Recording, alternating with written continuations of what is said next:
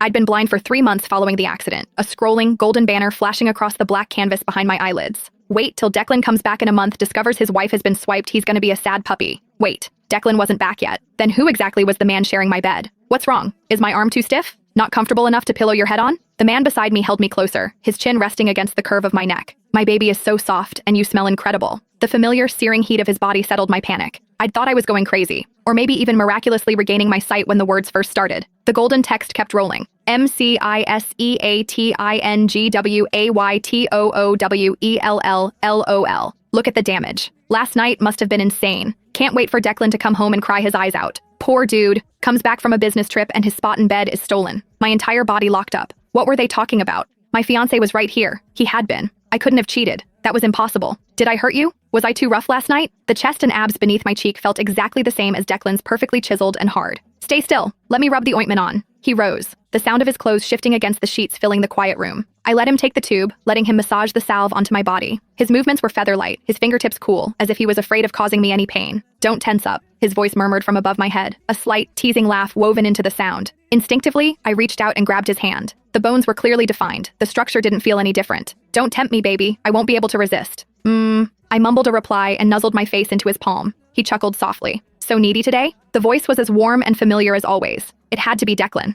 I must be having hallucinations from the stress. I didn't want to believe otherwise. I reached up and felt the side of his neck. Yes, the small, specific mole was still right there. Are you that eager? His voice had gone husky. I slapped a hand over my own face. It wasn't like I meant to graze his Adam's apple. He was always twisting things. Oh, the way that Adam's apple bobbed. I want to slide down it. El Mao. The villain burned a mole onto his neck with a cigarette to imitate the Mel. Dude is too down bad. I froze again. A self-inflicted mole? Was this some kind of sick joke? A shudder ran down my spine, raising the hairs on my arms. I reached out and touched his Adam's apple again. Now that the feed mentioned it, the mole did feel larger, more raised, a little messy around the edges. A sudden, paralyzing coldness washed over me. What the hell was happening? The feed kept scrolling relentlessly. Piece by disjointed piece, the golden text painted a horrifying picture of my reality. I was living inside a trashy billionaire redemption saga. The male lead, Declan, discovers his cheating girlfriend, Anya, and uses the betrayal as fuel to climb the corporate ladder, becoming a ruthless, globally successful CEO. His catchphrase? Women only slow down the speed of my success. He remains single, tormented by the betrayal. And me? I'm the cannon fodder, the stumbling block he crushes under his Italian leather shoe. The story ends with me having a miserable life, eventually picking up scraps for a living. Wait,